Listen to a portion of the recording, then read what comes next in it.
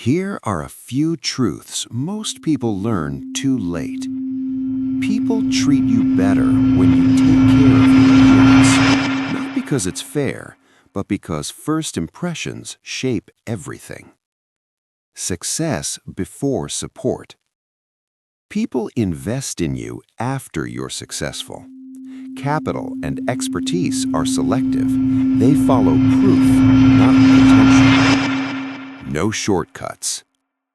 Stop waiting for miracles. There are no shortcuts. Earn your way up, one small success at a time. People trust you more when you're financially responsible. Stability builds credibility, respect, and detachment. People respect you more when you stop chasing their respect and start focusing on your own life.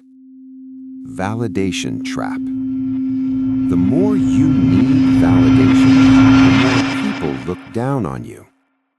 Emotional energy. Happy people attract happy people. If you look angry, depressed, or mistrustful, you repel the connections you want. If you don't like your relationships, work on yourself first. Get better, get healthier, get happier. There's nothing more common than useless sacrifices, and most people you once knew already forgot about you, so relax. Stay humble. Never assume you know better.